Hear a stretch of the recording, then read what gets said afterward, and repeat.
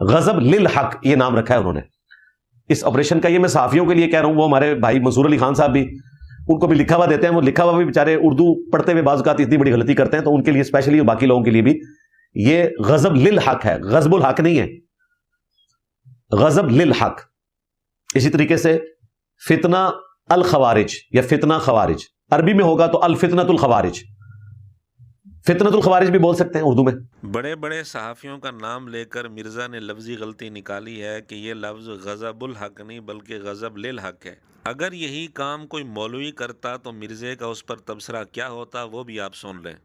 اور یہ علماء کے دماغ میں عموماً کیڑا ہوتا ہے کہ وہ اس طرح کی چھوٹی چھوٹی نا چیزیں پکڑتے ہیں, وہ اس میسج کے اوپر نہیں غور کرتے کہ وہ بات کیا ہو رہی ہے. ٹھیک ہے, آپ دیکھیں میں جب بھی ویڈیوز بناتا ہوں نا کسی سے اختلاف رائے پہ, میں نے کبھی اس کی عربی لنگوسٹک یا عربی غلطیاں زبر زیر کی نہیں پکڑی. یہاں جو مرزا نے دعویٰ کیا کہ میں اس طرح کی غلطیاں نہیں پکڑتا, وہ اپنے دعوے میں سچا یا جھوٹا ہے اس کا فیصلہ ہم ناظرین پر چھوڑتے ہیں. خیر یہ بات واضح ہو گئی کہ کس کے دماغ میں کیڑا ہے اور کس کے دماغ میں کیڑا نہیں. یہ تو تھی پہلی بات. دوسری بات یہ ہے کہ عین اس موقع پر جب مرزا دوسروں کی غلطیاں نکال رہا ہے, خود ایک لفظ غلط بول رہا ہے, بالکل واضح طور پر غلطی کر رہا ہے. مرزا نے کہا کہ عربی میں یہ لفظ ہے الفتنۃ الخوارج, اور ساتھ ہی مرزا نے کہا کہ اردو میں فتنۃ الخوارج چل جائے گا لیکن عربی میں اصل یہ لفظ ہے الفتنۃ الخوارج, جبکہ یہ بات بالکل غلط ہے.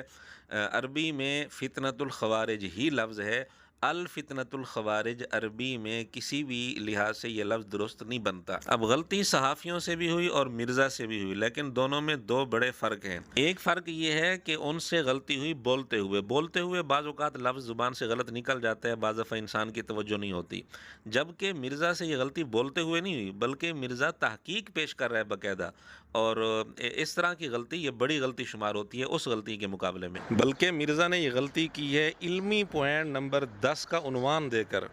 آخری علمی پوائنٹ نمبر 10, الفتنۃ الخوارج یا فتنہ الخوارج اردو میں ہم بول رہے ہیں, بیسیکلی تو الفتنۃ الخوارج. اور دوسرا فرق یہ ہے کہ جن صحافیوں سے یہ غلطی ہوئی جن کا نام مرزا نے لیا انہوں نے کوئی بڑے بڑے دعوے اس اعتبار سے نہیں کیے, اور مرزا نے تو بڑے بڑے دعوے کیے ہوئے ہیں. غوث پاک نے تمہیں سلطان الہند بنایا, اور دیکھو اللہ نے اپنے ختم نبوت کے مجاہد کو سلطان الورلڈ بنا دیا.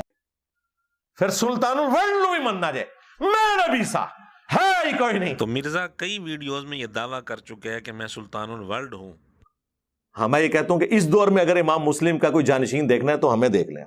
یہ دو دعوے تو ہم نے بطور نمونہ کے پیش کیے ہیں, اور بھی بہت بڑے بڑے دعوے مرزا نے کر رکھے ہیں. تو جس کا دعویٰ یہ ہو کہ میں سلطان الورلڈ ہوں, جس کا دعویٰ یہ ہو کہ میں امام مسلم کا جانشین ہوں, وہ اگر غلطی کرے کہ عربی میں یہ لفظ الفتنۃ الخوارج ہے, اتنی موٹی غلطی کرے تو یہ اس کے لیے بڑی غلطی ہے. بہرحال مرزا نے جو تحقیق پیش کی ہے کہ یہ لفظ الفتنۃ الخوارج ہے عربی میں, تو الفتنہ یہ الف لام الفتنہ سے پہلے مرزا نے ویسے اضافی لگا دیا ہے, ورنہ عربی کے اندر یہ درست لفظ فتنۃ الخوارج ہے, الفتنۃ الخوارج یہ درست نہیں بنتا.